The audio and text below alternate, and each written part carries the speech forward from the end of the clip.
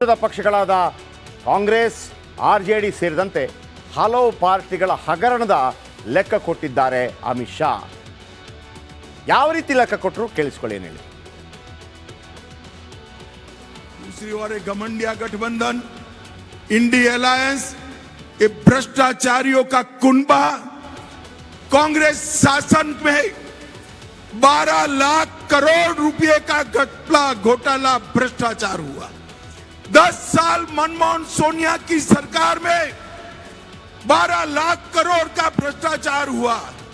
D के शिव कुमार जी को तो भ्रष्टाचार से परहेज ही नहीं, मगर मैं जानता हूं कर्नाटक की जनता भ्रष्टाचार को पसंद नहीं करती।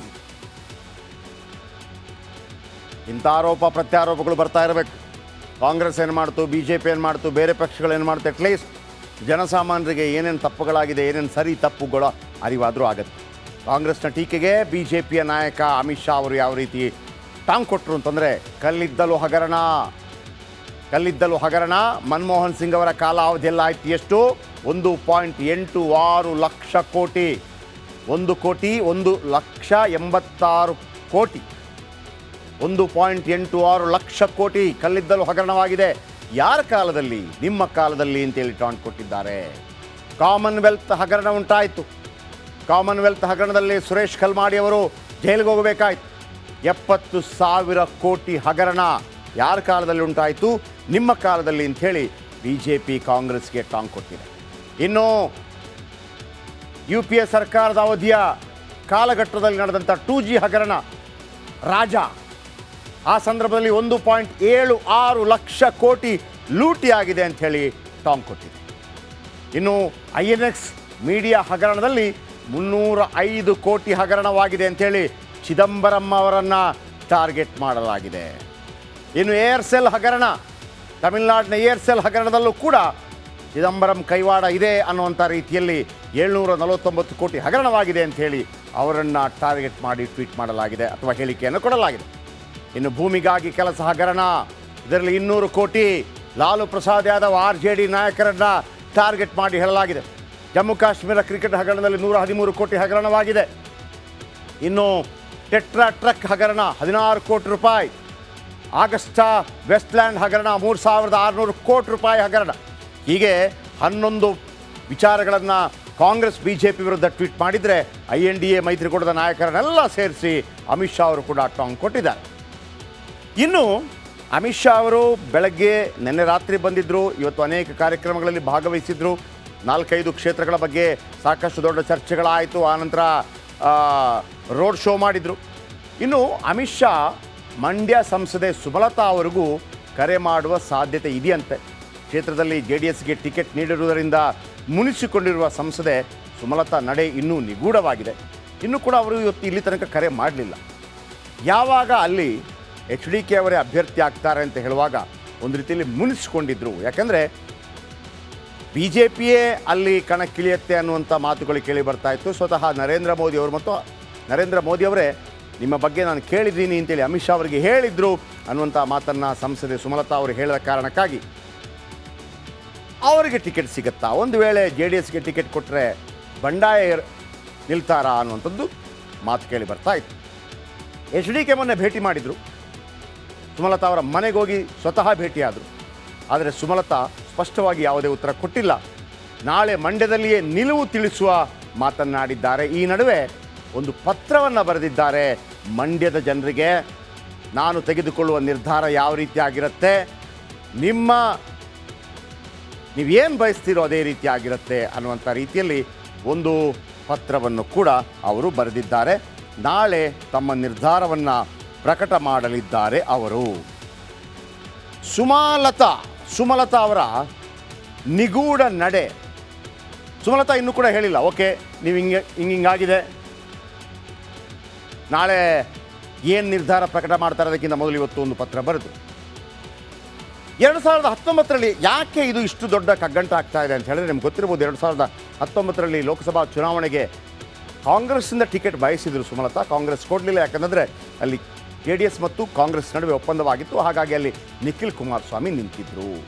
ಆ ಸಂದರ್ಭದಲ್ಲಿ ಬಹಳ ಮುಖ್ಯವಾಗಿ ದೆಹಲಿಯಲ್ಲಿ ಎಚ್ ಡಿ ರೇವಣ್ಣ ಹೇಳಿದಂಥ ಹೇಳಿಕೆಯ ನಂತರ ಒಂದು ರೀತಿಯಲ್ಲಿ ಸಿಂಪತಿ ಕ್ರಿಯೇಟ್ ಆಯಿತು. ಅದು ಸ್ವಾಭಿಮಾನ ಅಂತ ಅಂದ್ಬಿಟ್ಟು ಅವರು ಕೂಡ ಅದನ್ನು ಎನ್ಕ್ಯಾಶ್ ಮಾಡಿಕೊಂಡ್ರು. ಮೊದಲು ಎಚ್ ಡಿ ಕೆ ಕಿಡಿಕಾರಿದ್ರು, ಯಾರ್ರೀ ಏನು ಚಾಲೆಂಜಿಂಗ್ ಸ್ಟಾರ್ ಇವರಿಗೆಲ್ಲ ಬೈದಿದ್ರು ಅವರು. ಆಮೇಲೆ ಮಗನ ಸೋಲಿನ ನಂತರ ಕಿಡಿಕಾರಿದ್ರು ಕುಮಾರಸ್ವಾಮಿ, ಬಹಳ ದೊಡ್ಡ ಮಟ್ಟದಲ್ಲಿ ಅದನ್ನು ನೆಗೆಟಿವ್ ಆಗಿ ತಗೊಂಡಿದ್ರು. ಆದರೆ ಕಳೆದ 15 ದಿನಗಳಿಂದ ಕುಮಾರಸ್ವಾಮಿ ತುಂಬ ಸಾಫ್ಟ್ ಆಗಿದ್ದಾರೆ. ಅವರ ಅಕ್ಕ ಸುಮಲತಾ ನನ್ನ ಸಹೋದರಿ ಅಂತ ಉಲ್ಲೇಖ ಮಾಡ್ತಾ ಇದ್ದಾರೆ. ಎಂತೆಂಥದ್ದಾಗಿಲ್ಲ ರಾಜಕಾರಣದಲ್ಲಿ, ಇದು ಕೇವಲ ರಾಜಕಾರಣಕ್ಕಾಗಿ. ಆಮೇಲೆ ನಿಖಿಲ್ ಕುಮಾರಸ್ವಾಮಿ ಅವರು ಕೂಡ ಸುಮಲತಾ ಅವರನ್ನು ಅವರು ತಾಯಿ ಸಮಾನರು ಅಂತ ಹೇಳಿದ್ದಾರೆ. ಹಾಗಂತ ಇವರ ಸಂಬಂಧಗಳು ತುಂಬ ಚೆನ್ನಾಗೇ ಇತ್ತು. ಅಭಿಷೇಕ್ ಅಂಬರೀಷ್ ಮತ್ತು ನಿಖಿಲ್ ಕುಮಾರಸ್ವಾಮಿ ಅವರ ಸಂಬಂಧ ಭಾಳ ಚೆನ್ನಾಗಿತ್ತು. ಆದರೆ ಯಾವಾಗ ಮಂಡ್ಯ ಲೋಕಸಭಾ ಚುನಾವಣೆ ಬಂತೋ ಅದಾದ ನಂತರ ಹಳಸಿತ್ತು. ಈಗ ಮತ್ತೆ ಸರಿಯಾಗುವಂಥ ಸಾಧ್ಯತೆ ಇದೆ. ಇನ್ನು ಸುಮಲತಾ ಅಂಬರೀಷ್ ಮುಂದಿನ ನಡೆ ಏನಾಗಬಹುದು? ಸುಮಲತಾ ಯಾರೂ ಊಹೆ ಮಾಡದ ನಿರ್ಧಾರ ತೆಗೆದುಕೊಳ್ಳುವಂಥ ಸಾಧ್ಯತೆ ಇದೆಯಾ? ಯಾಕೆಂತಂದರೆ ಅವರಿಗೆ ಬೆಂಗಳೂರು ಉತ್ತರ ಮತ್ತು ಮೈಸೂರು ಟಿಕೆಟ್ ಕೊಡೋದಕ್ಕೆ BJP ರೆಡಿ ಇತ್ತು. ಅದನ್ನು ಸ್ವತಃ ಸುಮಲತಾ ಅವರೇ ಹೇಳಿದ್ದಾರೆ. ಹಾಗಾಗಿ ಅದನ್ನು ನಂಬಬೇಕಾಗುತ್ತೆ. ಅದನ್ನು ಬಿಟ್ಟು ತಾನೂ ಕ್ಷೇತ್ರದಲ್ಲಿ ನಿಲ್ಲದೆ ಯಾವುದೋ ರಾಜ್ಯಸಭೆ MP ಸೀಟ್ಗಾಗಿ ಸುಮಲತಾ ದೊಡ್ಡ ಸಂದಿಗ್ಧ ಪರಿಸ್ಥಿತಿಯಲ್ಲಿ ಖಂಡಿತವಾಗ್ಲೂ ಇದ್ದಾರೆ. ಆದರೆ ಸ್ಪಷ್ಟವಾದಂಥ ನಿರ್ಧಾರ ತೆಗೆದುಕೊಳ್ಳುವಂಥ ಹೆಣ್ಣು ಮಗಳದಲ್ಲಿ ಎರಡು ಮಾತಿಲ್ಲ. ನಾಳೆ ದರ್ಶನ್ ಅವರು ಕೂಡ ಇರ್ತಾರೆ, ಅಭಿಷೇಕ್ ಅಂಬರೀಷ್ ಅವರು ಕೂಡ ಇರ್ತಾರೆ. ಬೆಂಬಲಿಗರ ಇಚ್ಛೆಯಂತೆ ಪಕ್ಷೇತರರಾಗಿ ಸ್ಪರ್ಧಿಸ್ತಾರಾ ಅಥವಾ ಮೈತ್ರಿ ಅಭ್ಯರ್ಥಿಗೆ ಬೆಂಬಲವನ್ನೂ ಕೂಡ ನೀಡದೆ ತಟಸ್ಥರಾಗಿರ್ತಾರಾ? ಸ್ಪರ್ಧೆನೂ ಮಾಡಲ್ಲ, ಕ್ಯಾಂಪೇನೂ ಮಾಡಲ್ಲ.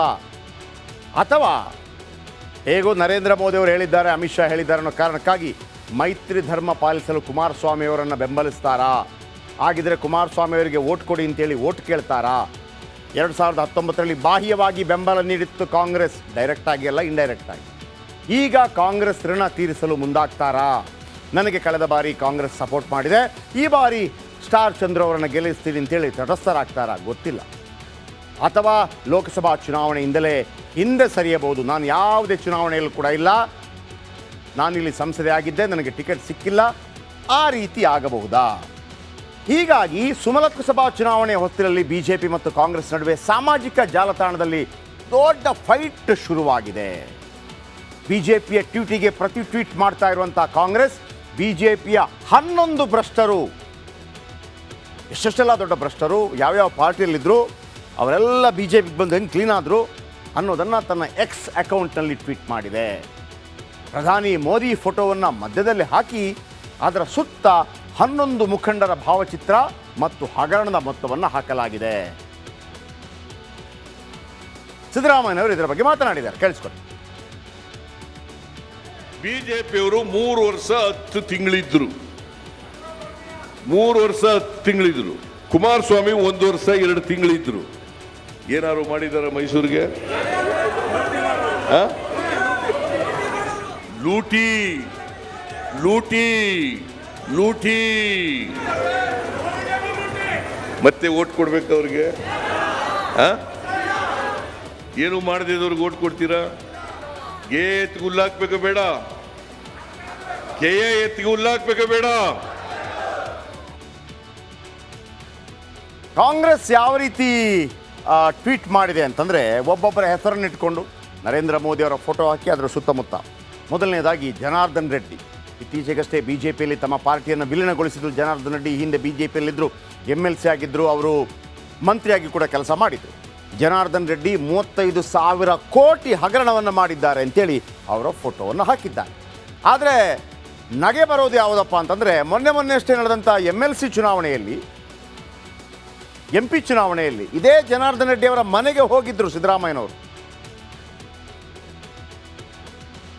ಅಂದರೆ ಅವ್ರ ಮನೆಗೆ ಹೋದ್ರು, ಇವ್ರ ಮನೆಗೆ ಬಂದರು, ಇವರಿಂದ ವೋಟ್ ಬೇಕು ಅಂತ ಕೇಳಿಕೊಂಡು ಅವರು ವೋಟ್ ಹಾಕಿದ್ರು ಕೂಡ. ಆ ನಂತರ ಅವರು ಪಕ್ಷವನ್ನು ವಿಲೀನಗೊಳಿಸಿದ್ರು. ಇದೀಗ ಅವರ ಮೇಲೆ ಆರೋಪವನ್ನು ಮಾಡಿದ್ದಾರೆ, 35,000 ಕೋಟಿ ಹಗರಣ ವಿಚಾರ. ಇನ್ನು ನಾರಾಯಣ್ ರಾಣೆ ಮಹಾರಾಷ್ಟ್ರದ ಪ್ರಭಾವಿ ನಾಯಕರು, ಅವರ ಭೂ ಹಗರಣವನ್ನು ತಮ್ಮ ಎಕ್ಸ್ ಖಾತೆಯಲ್ಲಿ ಹೇಳಿ, ನೋಡಿ 11 ಮಹಾನಾಯಕರು ಭ್ರಷ್ಟಾಚಾರದ ನಾಯಕರು ಅಂತೇಳಿ ಟಾಂಗ್ ಕೊಟ್ಟಿದೆ ಕಾಂಗ್ರೆಸ್. ಇನ್ನು ಅಸ್ಸಾಂನ ಹಿಮಂತ್ ಬಿಸ್ವಾ ಶರ್ಮಾ ಈ ಹಿಂದೆ ಕಾಂಗ್ರೆಸ್ಸಲ್ಲಿದ್ದರು, ನಂತರ BJPಗೆ ಹೋಗಿ ಮುಖ್ಯಮಂತ್ರಿಯಾಗಿ ನೇರ ರಾಹುಲ್ ಗಾಂಧಿಯವರ ವಿರುದ್ಧ ಕಿಡಿಕಾರ್ತಾ ಇದ್ದರು. ಸೊ ಅವರ ಬಗ್ಗೆ ಶಾರದಾ ಚಿಟ್ ಫಂಡ್ ಸ್ಕ್ಯಾಮನ್ನು ನೆನಪಿಸುವಂಥ ಪ್ರಯತ್ನವನ್ನು ಕಾಂಗ್ರೆಸ್ ಮಾಡಿದೆ. ಇನ್ನು ಸುವೇಂದು ಅಧಿಕಾರಿ TMC ನಾಯಕ ಆಗಿದ್ದರು, ನಂತರ BJPಗೆ ಹೋಗ್ತಾರೆ. ಇವರು ಕೂಡ ಶಾರದಾ ಹಗರಣದಲ್ಲಿದ್ದರು ಅನ್ನುವಂಥ ಮಾತನ್ನು ನೆನಪಿಸುವಂಥ ರೀತಿಯಲ್ಲಿ ಒಂದು ರೀತಿಯಲ್ಲಿ ಟ್ವೀಟ್ ಮಾಡಿದೆ ಕಾಂಗ್ರೆಸ್. ಇನ್ನು ಶಿವರಾಜ್ ಸಿಂಗ್ ಚೌಹಾಣ್ ಮಧ್ಯಪ್ರದೇಶದ ಮುಖ್ಯಮಂತ್ರಿ ಆಗಿದ್ದಂಥವರು. ವ್ಯಾಪಂ ಹಗರಣದ ಬಗ್ಗೆ ಉಲ್ಲೇಖ ಮಾಡಿ ಟ್ವೀಟ್ ಮಾಡಿದೆ ಕಾಂಗ್ರೆಸ್. ಇನ್ನು ಕರ್ನಾಟಕದ ಬಸವರಾಜ ಬೊಮ್ಮಾಯಿ ಅವರ ವಿರುದ್ಧ ಇದೆ ಕಾಂಗ್ರೆಸ್. ಪೇ CM ಹಗರಣದ ಬಗ್ಗೆ ಹೇಳಿತ್ತು, 40% ಹಗರಣದ ಬಗ್ಗೆ, ಅದನ್ನು ಕೂಡ ಮೆನ್ಷನ್ ಮಾಡಿದೆ ಕಾಂಗ್ರೆಸ್. ಇನ್ನು ಪ್ರಫುಲ್ ಪಟೇಲ್ NCP ನಾಯಕರಾಗಿದ್ದರು, ವಿಮಾನಯಾನ ಖಾತೆ ಸಚಿವರು ಕೂಡ ಆಗಿದ್ದರು, ನಂತರ BJPಯಲ್ಲಿ ಗುರುತಿಸ್ಕೊಳ್ತಿದ್ದಾರೆ. ಪ್ರಫುಲ್ ಪಟೇಲ್ ಏರ್ ಇಂಡಿಯಾ ಹಗರಣದ ಬಗ್ಗೆ, ಅಂದರೆ ಅವರು ವಿಮಾನಯಾನ ಖಾತೆ ಸಚಿವರಾಗಿದ್ದಾಗ ನಡೆದಂಥ ಹಗರಣವನ್ನು ಉಲ್ಲೇಖಿಸಿ ಮಾಡಿದ್ದಾರೆ. ಇನ್ನು ರಘುವರ್ ದಾಸ್ ಅವರ T-ಶರ್ಟ್ ಹಗರಣ, ಇನ್ನು ಹಸನ್ ಮುಷ್ರಿಫ್ ಅವರ 1.5 ಸಾವಿರ ಕೋಟಿ ಹಗರಣ, ಇವೆಲ್ಲ 11 ಜನರ ಹಗರಣವನ್ನು ತಮ್ಮ X ಖಾತೆಯಲ್ಲಿ ಹಾಕಿ BJPಗೆ ಏಟು ಕೊಡುವಂಥ ಪ್ರಯತ್ನವನ್ನು ಕಾಂಗ್ರೆಸ್ ಮಾಡಿದರೆ, ಇವರೆಲ್ಲರ ಏಟಿಗೆ ಎದಿರೇಟಾಗಿ ಅಮಿತ್ ಶಾ ಒಂದು ಟ್ವೀಟ್ ಮಾಡಿದ್ದಾರೆ. ಅದೇನು, ಏನು ಟಕ್ಕರ್? ಕಾಂಗ್ರೆಸ್ನ ಆರೋಪಗಳಿಗೆ ಗೃಹ ಸಚಿವ ಅಮಿತ್ ಶಾ ಟಕ್ಕರ್ ಕೊಟ್ಟಿದ್ದಾರೆ.